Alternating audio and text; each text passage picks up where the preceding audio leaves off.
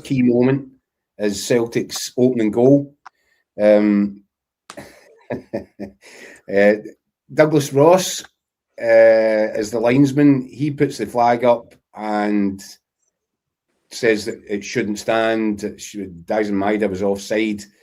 There's a whole bunch of various issues around this.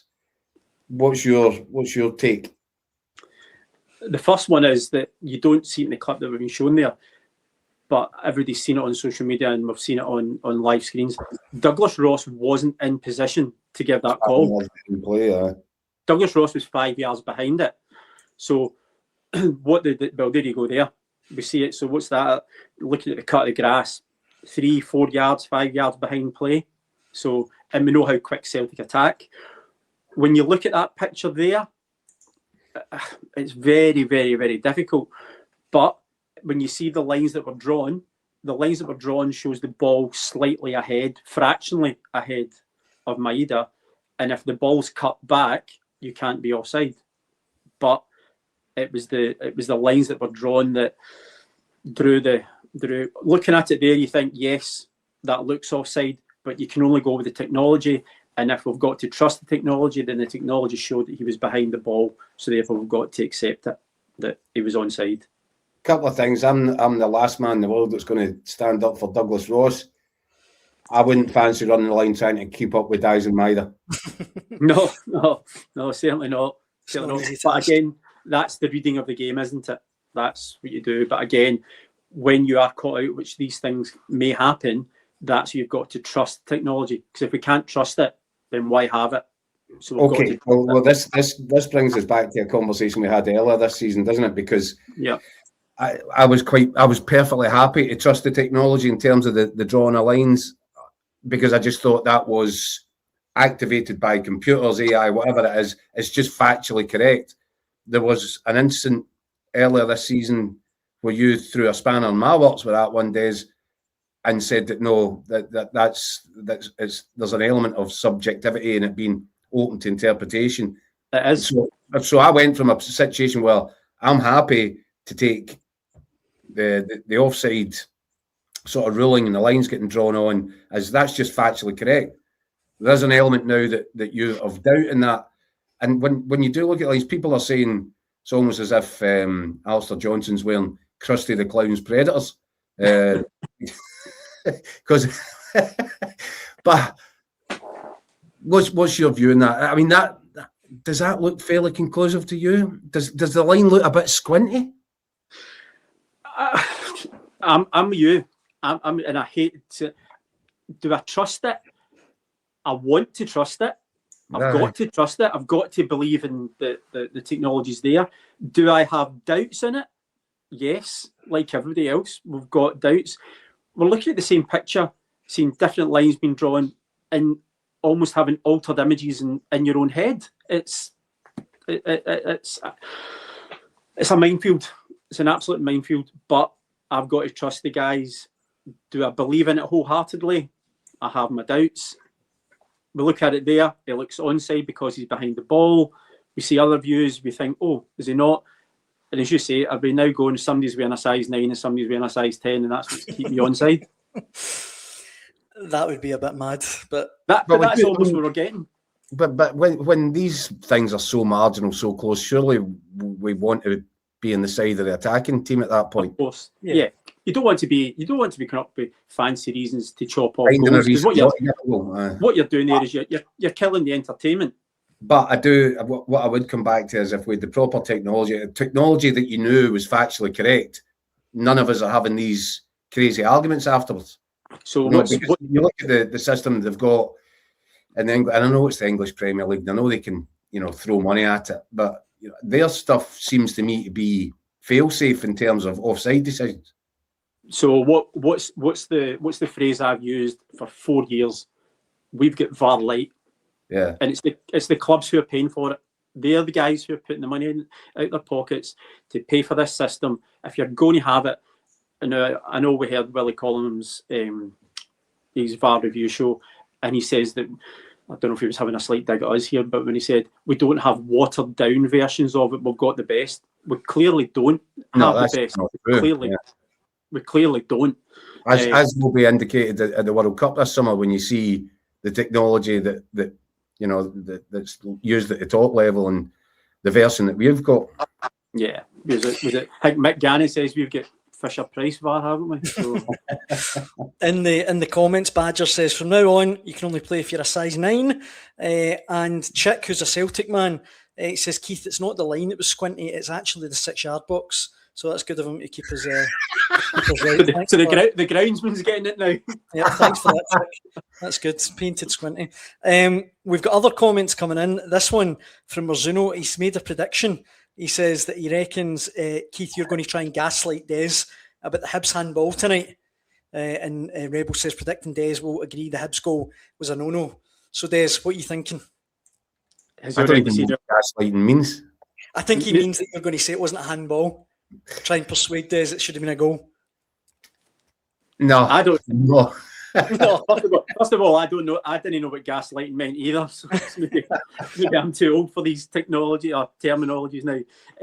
What do I think of the goal from Joe Newell? It's a handball. It's hit his t-shirt line and then it's rolled down his arm and then it's come off maybe just above his wrist. I think the fact that Joe Newell looked a wee bit sheepish after he scored it, thinking, what's going to be given here? That's handball. Yes, it's hit his t-shirt line, but it's then continued down his arm and he's then scored from it.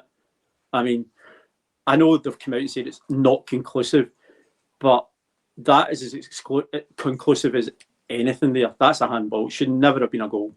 I mean, a couple of comments saying inexplicable, and it is. How do you look at that and not think, that's a handball? I don't know. It flummoxes me.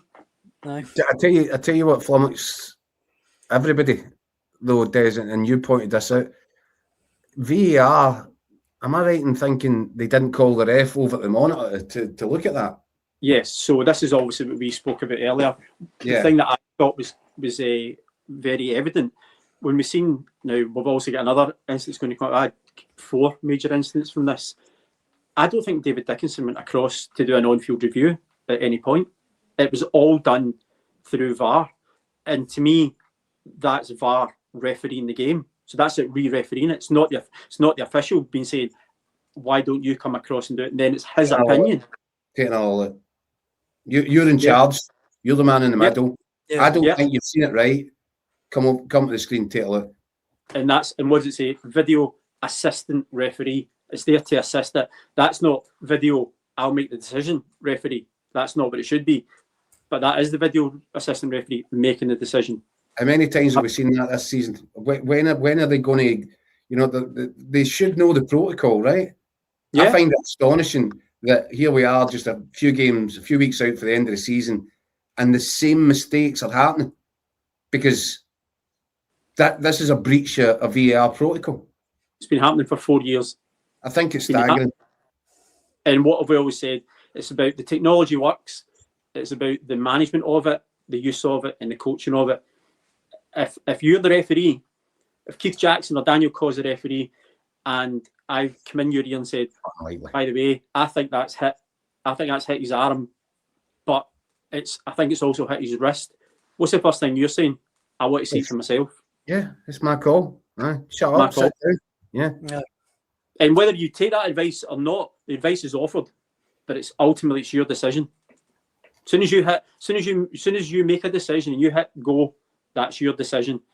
To me, that wasn't David's decision. That decision was made for him.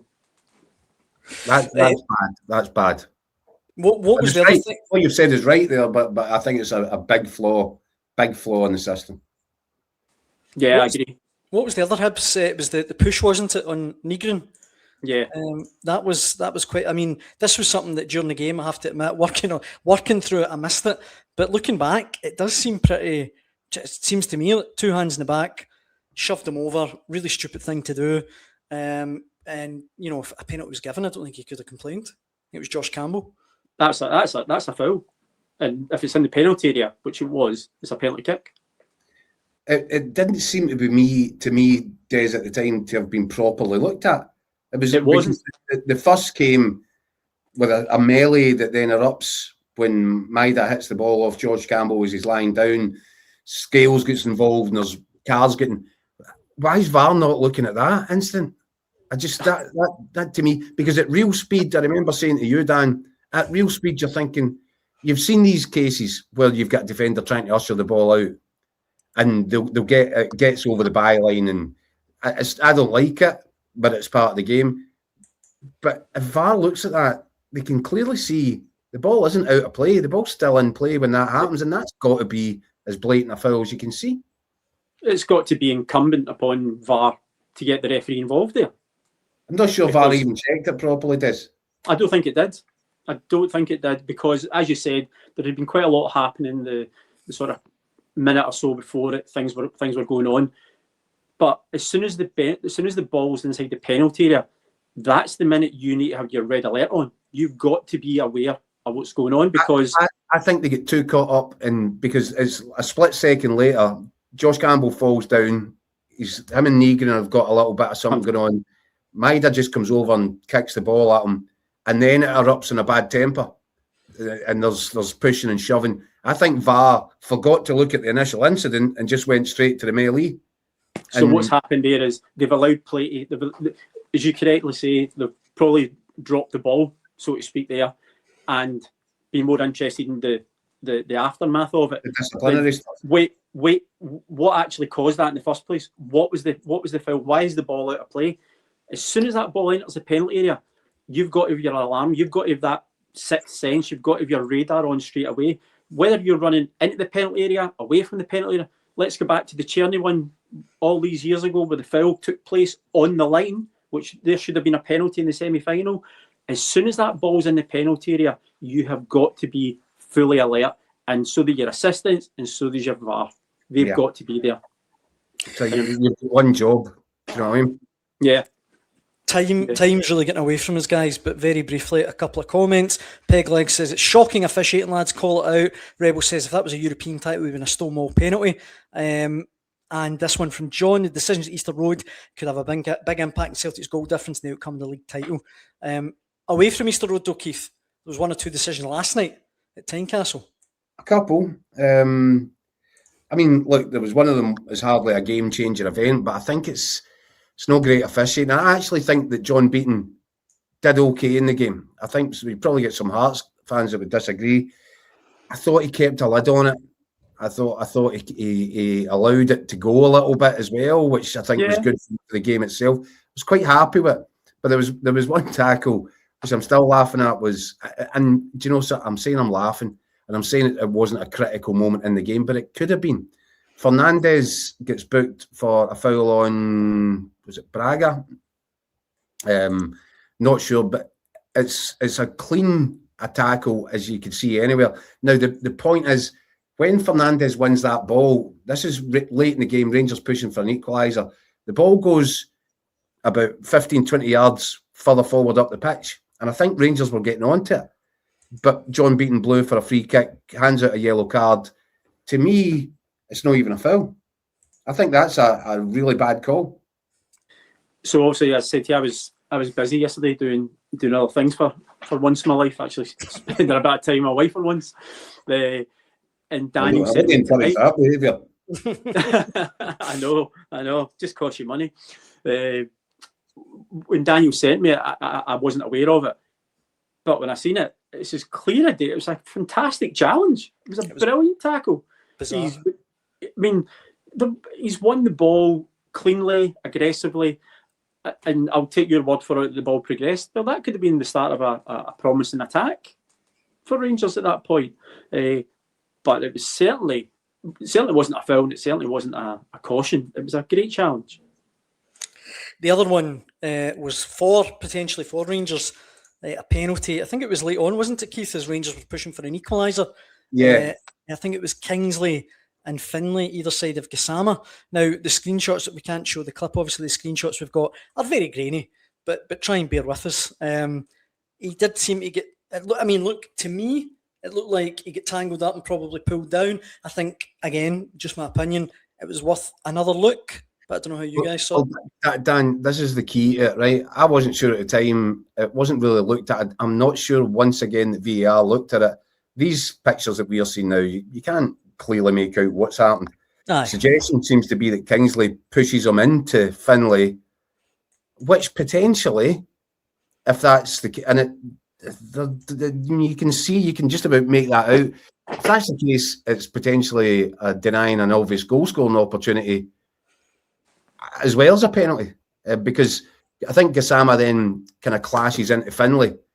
I don't think, listen, by the way, you know, the thing is, I don't think even Rangers fans are making much of an issue of this because they know that, you know, that their team didn't deserve anything out of that game last night.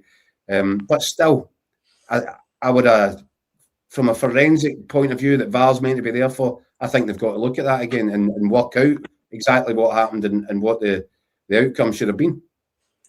The images that we're seeing, that's also, I've only seen it tonight for the first time. It looks as if there could have been something in it. We can't tell from obviously what we're seeing there. It's not conclusive. I think I would probably agree with what we're saying there, is that nobody's really made any clamour for it. I've not really heard lots about it. Is it worthy of a review? Possibly, but possibly doesn't mean it certainly is a penalty or it's anything like that. So you can't give any. But that is one you can say it's not conclusive. So that's what I would agree with that. Certainly not conclusive if you don't look at it. No, well, don't look at it. No, well, if you've not been asked to go and look at it and go to the side of the park, yeah. I'm getting absolutely slaughtered in the comments for those pictures, guys. It's zoomed in. It's a screenshot. Do you know what I mean? Marzuno says, "Did I make it in Minecraft?" Someone said, "Commodore 64." I mean, bear with us, guys. Come on. it'll be a ZX Spectrum soon. I know. I mean, now you're talking. Trying our best here, Keith, to bring a top show, you know, and just get nothing but grief. The last thing, Des, John says, Gassama has a history of diving. His reputation preceded him. And this one as well, Scotland the Brave says, Gassama goes down at every opportunity and has been booked for it loads. Let's not be kidded. His rep goes against him. I agree with that. I totally agree with that. And I wonder, but this is another thing that we've spoken about previously.